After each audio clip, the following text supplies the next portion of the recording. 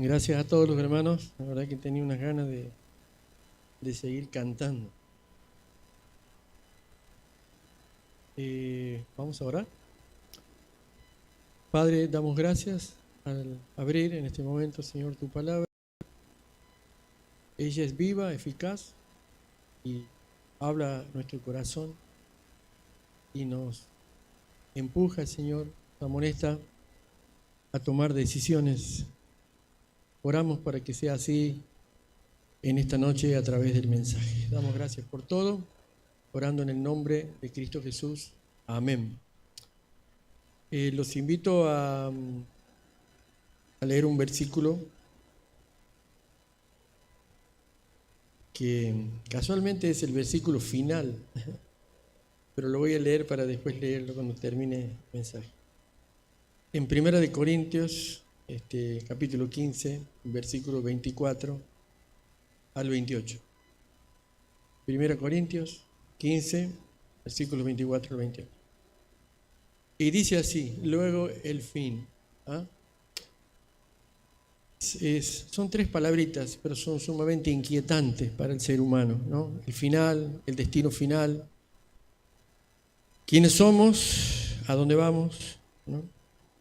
Es un misterio para la humanidad. Queremos tratarlo porque vamos a hablar de eventos que son futuros, eventos futuros.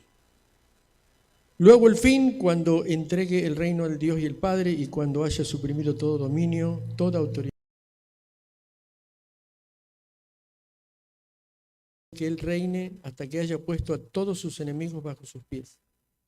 El postrer enemigo destruido es la muerte, porque todas las cosas las sujetó debajo de sus pies. Y cuando dice que todas las cosas han sido sujetas a Él, claramente exceptúa aquel que sujetó a Él todas las cosas. Está hablando ahí del Padre, el que habla es el Hijo. Pero luego que todas las cosas le estén sujetas, entonces también el Hijo mismo se sujetará a aquel que le sujetó a Él todas las cosas, o sea, el Padre, para que Dios sea todo en todo. ¿Ah? Bueno, y dice ahí luego el fin. Cuando yo era niño, recuerdo la primera vez que pude conocer el océano. Íbamos por una avenida, íbamos un poquito subiendo así en pendientes. Yo cada 5 minutos le preguntaba al que manejaba, ¿cuándo llegamos? ¿Y cuándo llegamos? ¿Y cuándo llegamos? Y se lo estaba torturando ya. Y cuando llegamos al final de la avenida, de golpe, apareció el océano.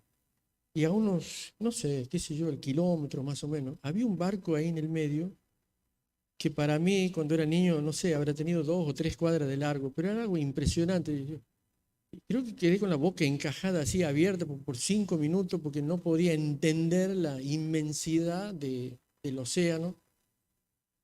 Quedé fascinado por lo que era y también por lo que no era, ¿no? Por las dos cosas. Lo que no era porque no había edificios, no había casas, no había personas. Era agua, agua y agua. Y yo siempre repetía después, he conocido el océano. En realidad había conocido solamente una porción del océano. Y a veces así obra el Señor en nuestras vidas, nos deja conocer una porción de su gloria. Y ahora estamos viendo en este aspecto de los eventos futuros, ¿no? Que no es esta la última reunión, falta una reunión, pero hoy vamos a ver lo que es el milenio. Daniel capítulo 2 y versículo 44. Hay una inmensidad de versículos en el reino milenial. Voy a tratar de tomar algunos y dejar otros para que ustedes los vean o vean otra bibliografía. Daniel 2:44 dice, y en los días de estos reyes, una sucesión de reyes que hay ahí en el contexto, el Dios del cielo levantará un reino que no será jamás destruido, puede subrayar, ni será el reino dejado a otro pueblo, desmenuzará y consumirá a todos estos reinos, y también puede subrayar, pero él permanecerá para siempre. Daniel 2:44. ¿De qué está hablando? Está hablando de un reino mesiánico, de un reino literal, un reino físico y un reino de que va a durar exactamente 1000 años. Apocalipsis capítulo 20, versículos 1 al 6 lo describe. Todo lo que vamos a decir está en la Biblia, en la palabra de Dios. Pueden ustedes tranquilamente después verlo. Y vi a un ángel que descendía del cielo con la llave del abismo y una gran cadena en la mano, y prendió al dragón, la serpiente antigua, que es el diablo y Satanás, y lo ató, dice, por 1000 años, lo arrojó al abismo y lo encerró y puso su sello sobre él para que no engañase más a las naciones hasta que fuesen cumplidos los 1000 años. Y después de esto debe ser desatado por un poco de tiempo. Y vi tronos y se sentaron sobre ellos los que recibieron la facultad de juzgar. Y vi almas de los decapitados por causa del testimonio de Jesús y por la palabra de Dios, los que no habían adorado a la bestia ni a su imagen, y que no recibieron la marca en sus frentes ni en sus manos, y vivieron y reinaron con Cristo 1000 años, pero los otros muertos no volvieron a vivir hasta que se cumplieron 1000 años. Esta es la primera resurrección. Bienaventurado el santo que tiene parte en la primera resurrección. La segunda muerte no tiene potestad sobre estos, sino que serán sacerdotes de Dios, de Cristo, y dice, y van a reinar por 1000 años. No sé si ustedes han podido visualizar en el texto Apocalipsis capítulo 1, versículos 1 al 6. La palabra 1000 años se repite 6 veces. Es el reino literal y físico del Señor. Bueno, este reino futuro va a tener 2 fases, en el futuro 2 fases. La primera es el reino milenial, ¿no? Y luego lo que sigue del reino milenial es uno intermedio, el gran trono blanco que va a tocar Luchito, Luis Valladares, y al final queda solamente el estado eterno y no hay nada más. ¿Ah? Bueno, en primer lugar vamos a decir, ¿cuál es el propósito de este reino futuro de Dios? Bueno, en Génesis 1:26 el Señor dijo, hagamos al hombre a nuestra imagen y semejanza, y a imagen y semejanza de Dios creó al hombre. Este es el propósito de Dios. Era un reino que se llama teocrático. Teocrático es el reino de Dios sobre los hombres. Y eso fue lo que sucedió en este que se llama el pacto edénico, pacto que hizo Dios con Adán y Eva, ¿no? Los primeros representantes de la humanidad. Quería establecer una familia terrenal y Dios iba a desarrollar un plan. Ahora, ellos pecaron. Y el problema de que cuando ellos pecaron, es que fue que le entregaron ese gobierno que Dios les había dado a ellos, se lo entregaron a Satanás. ¿Ah? El texto dice bien en claro, en Génesis capítulo, van a ver el 1, 2 y 3 de Génesis, que Dios establecía que ellos iban a tener un señorío sobre la tierra.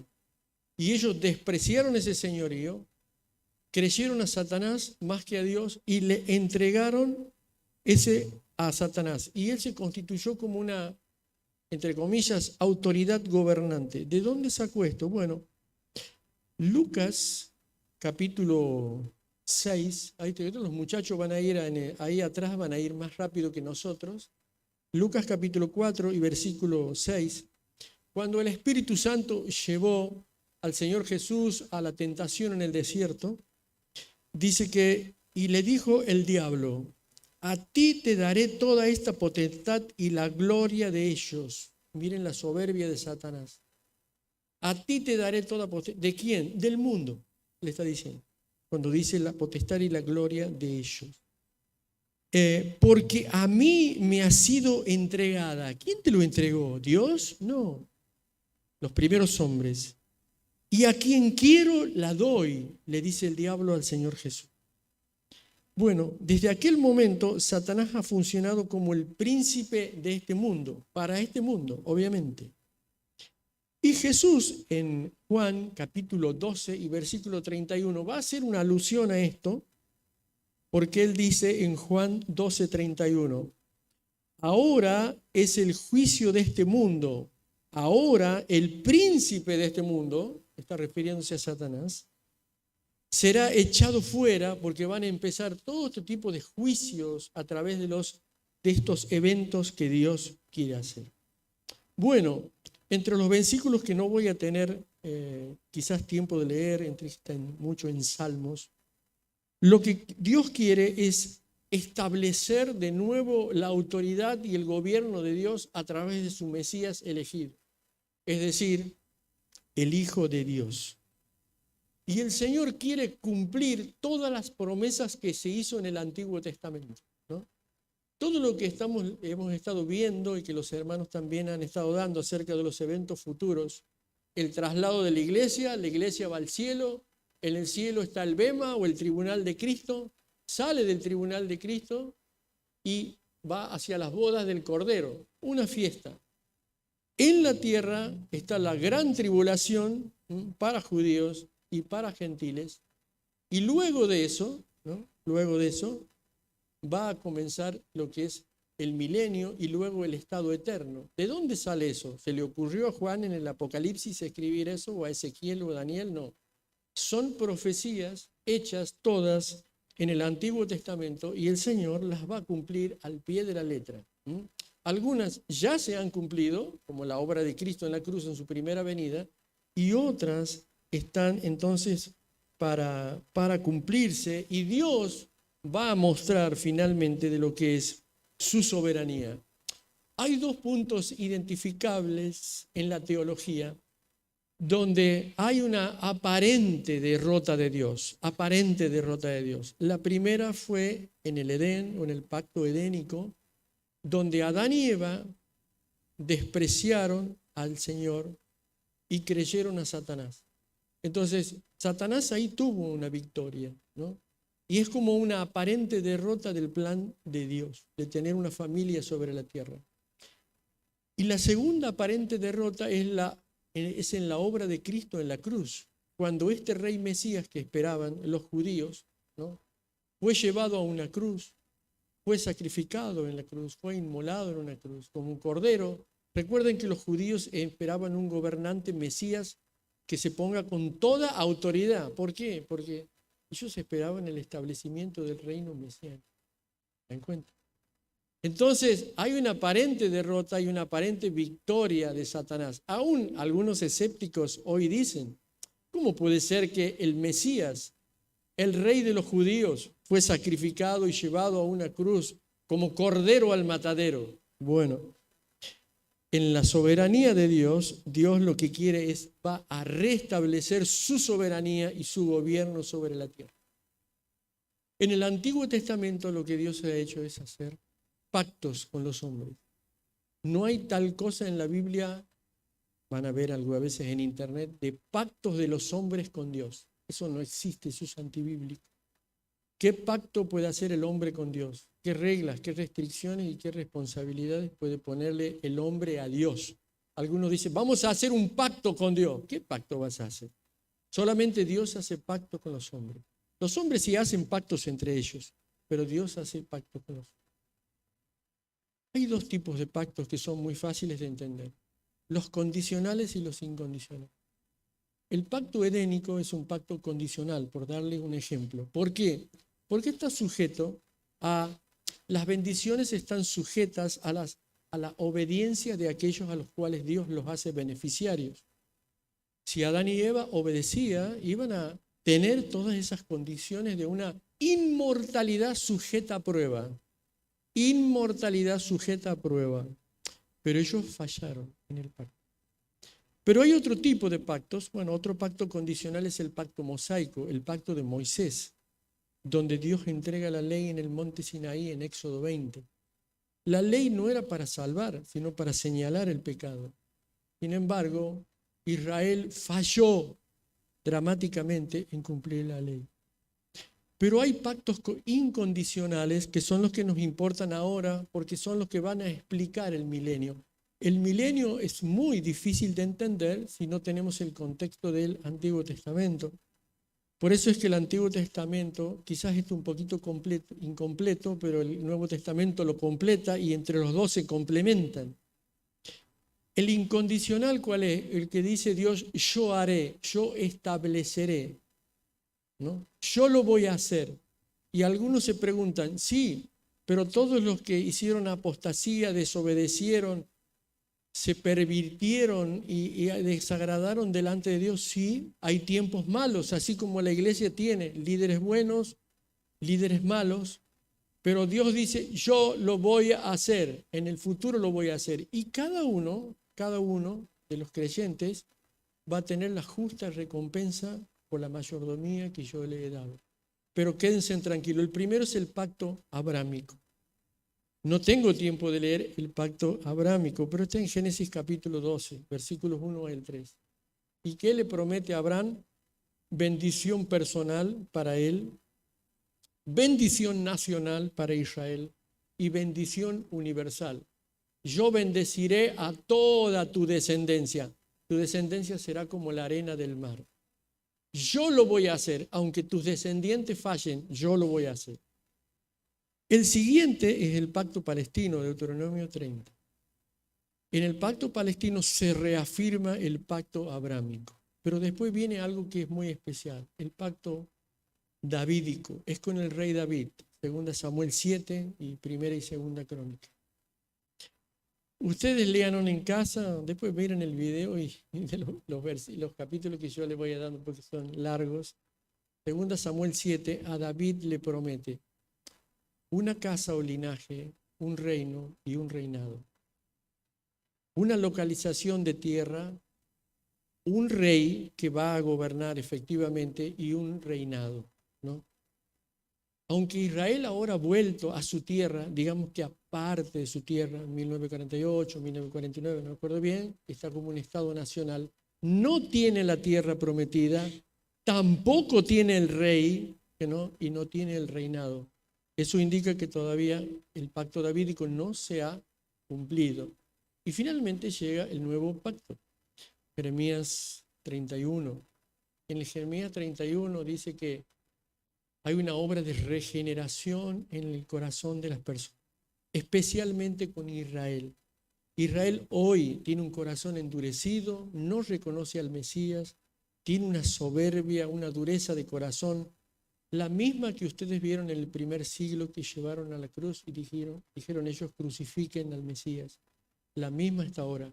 La gran tribulación que han descrito los hermanos es un tiempo de prueba para Israel, para volver los corazones israelitas a Dios, pero también en el medio ahí van a estar los gentiles. ¿Se dan cuenta? Entonces, estos 4 pactos que hay aquí, donde dice Dios, yo haré, yo lo haré, eso está en el futuro. Y eso es algo, el reino mesiánico es algo increíble de escribir, es algo fantástico, es algo grandioso, es algo nunca visto. Es algo que aquí se describe, pero que tiene características que son tremendas. Y la iglesia, los creyentes, o sea, nosotros, ¿no? Nosotros vamos a disfrutar. Es un reino de mil años, pero está establecido en el Antiguo Testamento y las promesas de Dios son firmes. El libro de Mateo es el primer libro del Nuevo Testamento, que no, pero en la cronología de la aparición no lo es, pero sí lo han puesto primero. Si ustedes leen el libro de Mateo, se divide en 3 partes para poder estudiarlo. Esa es su estructura. La primera parte es donde el reino, este reino, es ofrecido. La segunda parte es donde este reino, el reino mesiánico, es rechazado por los judíos, lo rechazan. Y la tercera parte de Mateo es cuando ese reino es pospuesto.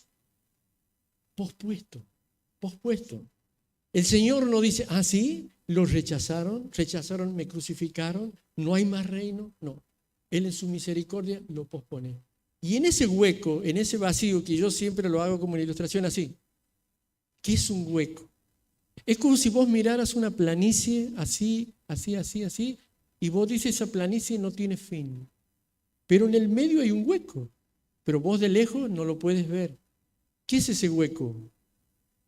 Ese hueco es la era de la iglesia. Ese hueco es la era de la iglesia. que Pablo la describe como un misterio que en el Antiguo Testamento no se podía ver. En el libro de Efesios está eso, el libro un misterio, la era de la iglesia.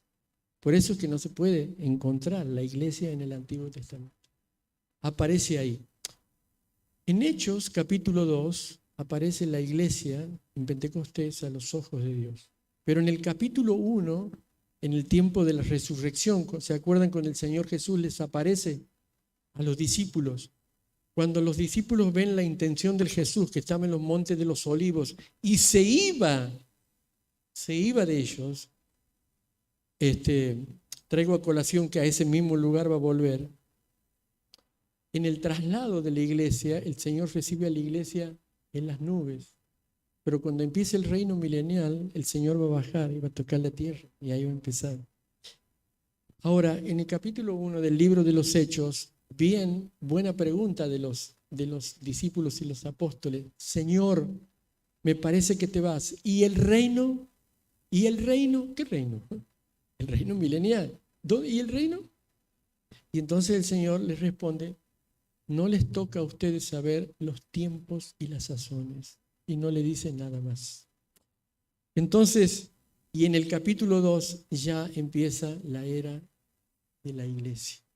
Pero el reino milenial sigue siempre. Vamos a ver algunas características del reino. ¿Qué les parece? Isaías capítulo 2. Isaías, ese versículo vamos a leer. Isaías capítulo 2, versículos 3 y 5. A ver, me parece que esta vez le voy a ganar yo.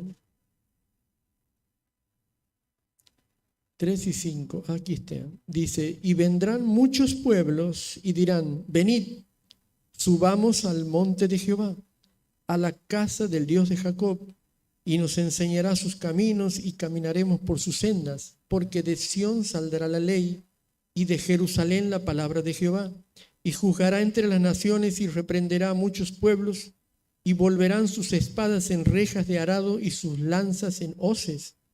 No alzará espada nación contra nación, ni se adiestrarán más para la guerra. Una característica del reino es paz nacional y mundial.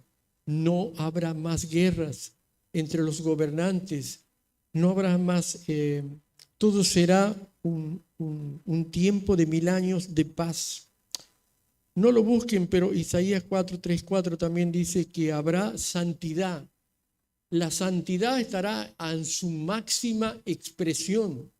Santidad.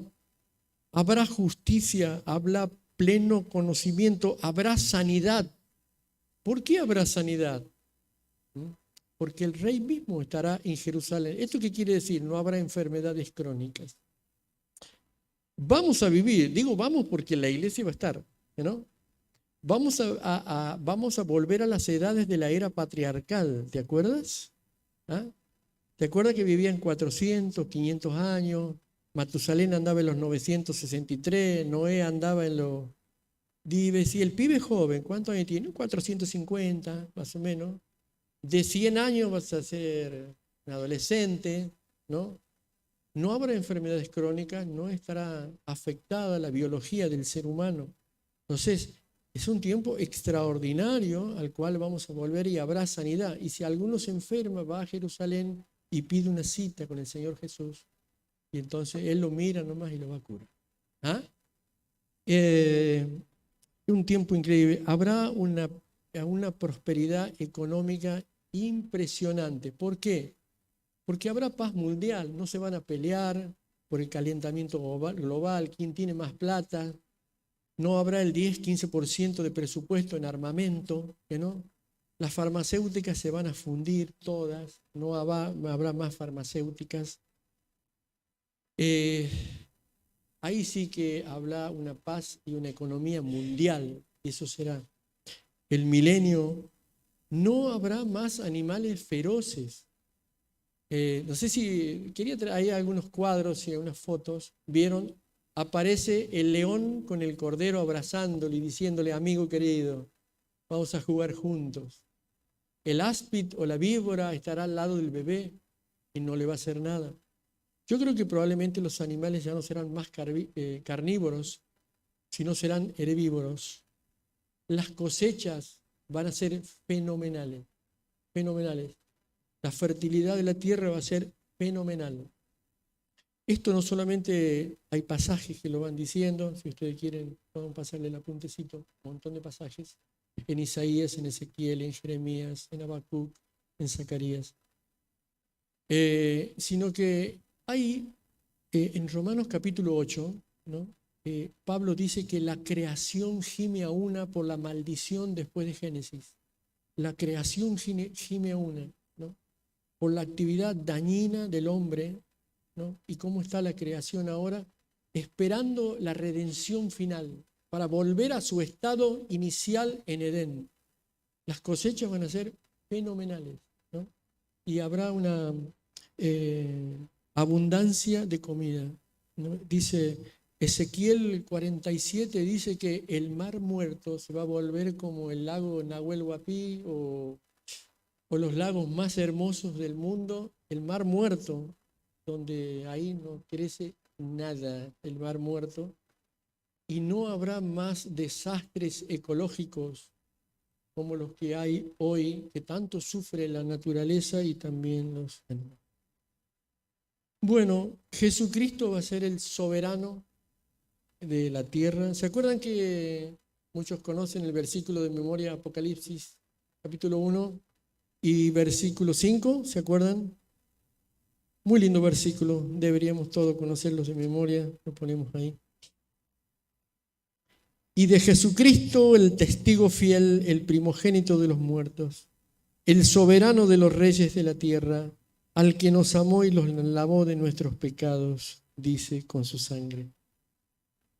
Él va a ser el soberano en el milenio porque Él es el Mesías, porque Él es el Hijo de Dios, Salmo 2, ¿no? Y porque Él es el Hijo del Hombre, Daniel capítulo 7. Bueno, en ese tiempo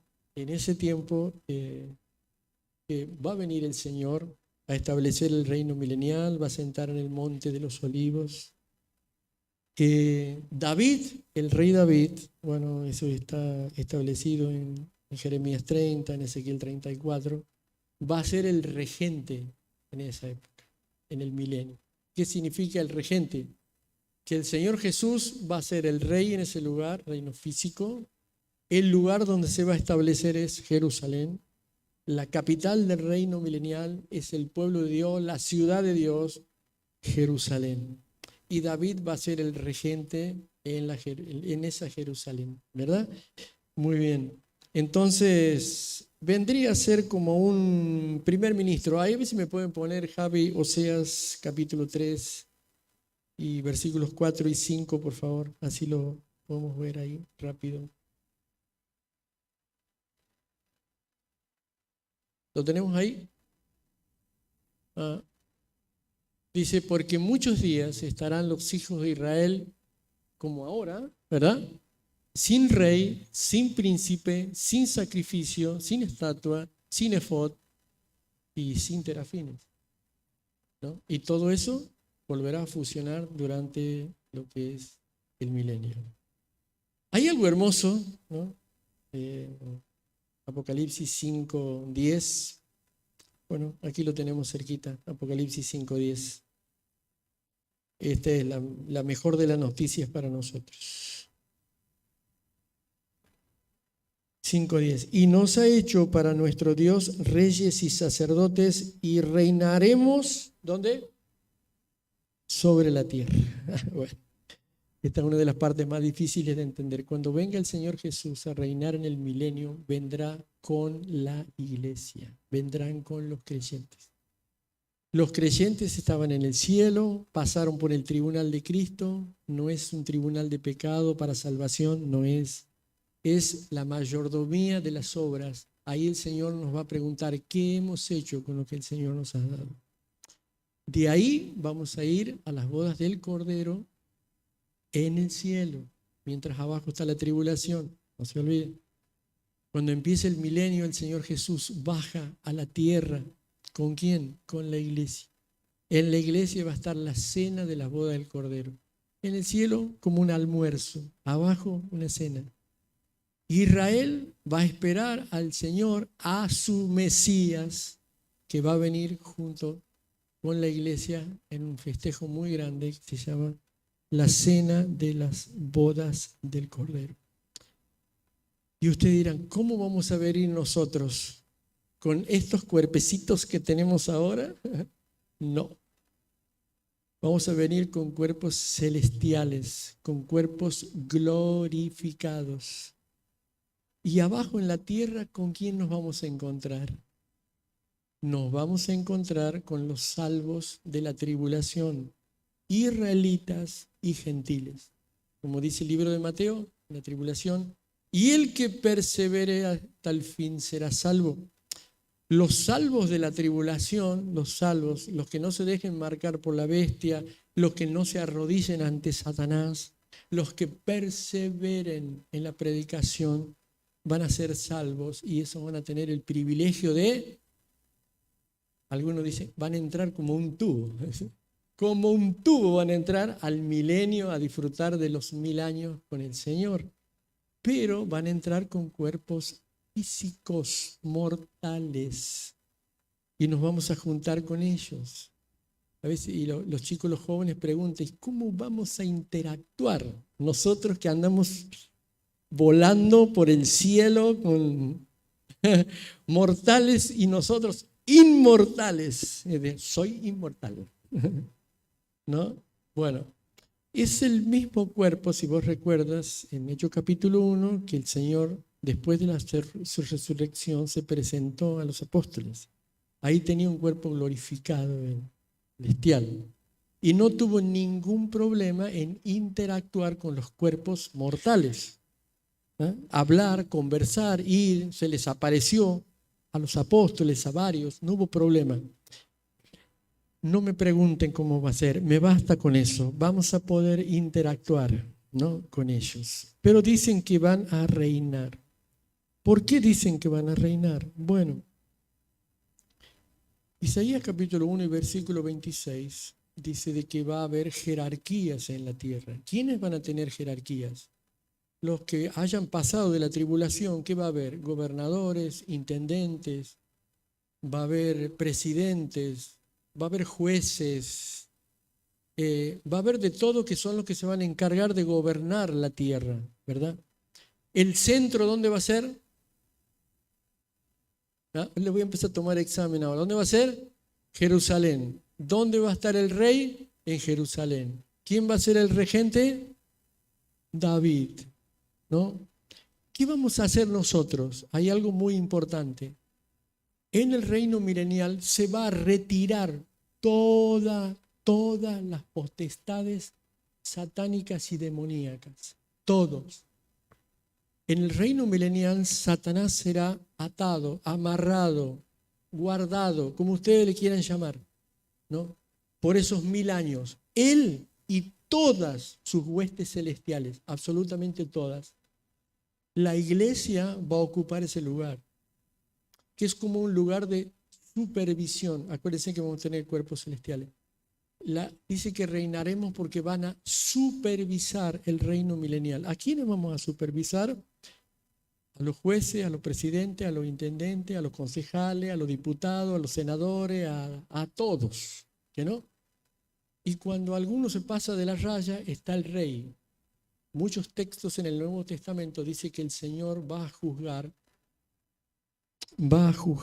con vara de hierro, ¿no? Con vara de hierro va a juzgar. La medida de la santidad de Dios la van a poder encontrar en...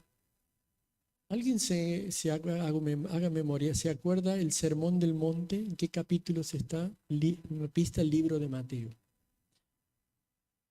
5, 6 y 7. Es el Sermón del Monte. Ahí no habla de la salvación. Ahí habla de la santidad. Y es la santidad que el rey va a exigir en el reino mesiánico. Por eso tenemos que tener cuidado cuando vamos a Mateo o al Sermón del Monte, sacar aplicaciones, porque primeramente es para Israel. Es la santidad del Señor, pero hay aplicaciones primarias porque en el Sermón del Monte está el carácter de Dios. ¿verdad? Pero, por ejemplo, ahí dice, el que llame necio o fatuo a su hermano, eso dice en el Sermón del Monte, estará pausible de ser condenado al infierno. ¿Sabe cómo va a ser la santidad en el reino milenial, no? Ahora, ¿por qué? ¿Por qué va a ser? Porque el nivel de espiritualidad va a ser altísimo, pero altísimo va a ser.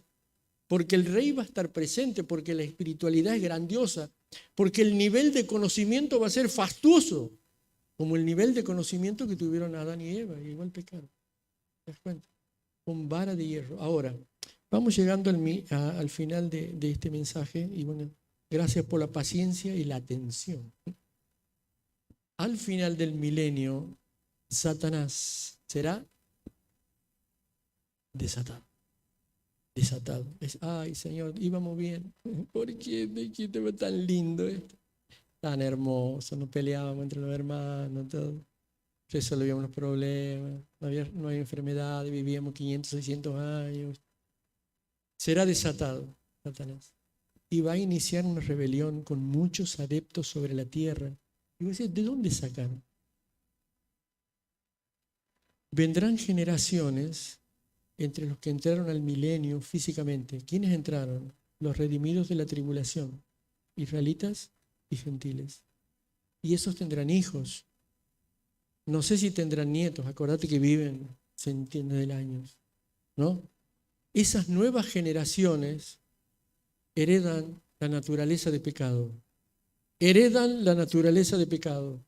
Heredan esa rebelión innata que llevamos nosotros, ¿verdad? Quizás muchos llevarán esa rebelión adentro, pero no la van a manifestar. El Señor, ¿no?, va a regir con vara de hierro el reino milenial. Y nosotros también vamos a supervisar que ninguno se pase de la raya, que no, pero la rebelión estará. Y cuando tendrán ocasión, y Satanás atacará con toda su virulencia y con todos sus demonios y con todos sus seguidores, porque está diciendo, esta es la última, vamos a hacer un destrozo, se juntarán y atacarán Jerusalén, a David y al Señor. Dice la Biblia en Apocalipsis que esto va a durar muy poco tiempo y fuego del cielo los va a consumir. Los va a consumir. Y ahí terminará todo. Y ya será, por eso leí que Pablo en 1 Corintios 15 dice, el fin. Ese será el fin. Donde Satanás será derrotado, donde los demonios serán derrotados, donde la muerte será derrotada y donde después vendrá el trono blanco, que no me voy a meter en el tema de Luisito, y el estado eterno. Por eso 1 Corintios 15 dice que el plan es que el Señor Jesús sujete a todas las cosas bajo sus pies, a los rebeldes, a los desobedientes, ¿no?, a los gobiernos, donde establezca su idea de reino teocrático sobre la tierra. Y cuando esté todo sujeto bajo sus pies, la idea de él es entregarle como corresponde todo al Padre. ¿Cuál es la finalidad de que Satanás sea liberado? Es intuitivo en teología, es intuitivo. Pero creemos que el Señor hace esto, ¿para qué? Para demostrarnos a nosotros que aún teniendo nosotros formas ideales de vida, la rebelión sigue estando en nuestro corazón. Porque muchos de nosotros decimos, qué distinto sería si hubiera paz mundial. Qué distinto si la justicia no fuera injusta. Qué distinto sería si hubiera una redistribución justa de la riqueza. Qué distinto sería si tuviéramos recursos, si hubiera paz, si no hubiera pelea. Y nosotros decimos que si todo fuera distinto, nosotros seríamos unos grandes adoradores de Dios. Pero Dios demuestra con esto la rebelión en el corazón del hombre y que aún teniendo condiciones casi perfectas, la humanidad se va a rebelar. Nosotros, la iglesia, no. Ya pasamos por todo eso, pero la humanidad terrenal se va a revelar y Dios va a demostrar eso. Es la rebelión final. Y después viene el estado eterno, que es la consumación de la idea de Dios, de tenernos como familia para siempre y eternamente con Él. Pero todavía faltan algunas cosas. Por eso el Apocalipsis al final dice, ven pronto, Señor. Amén.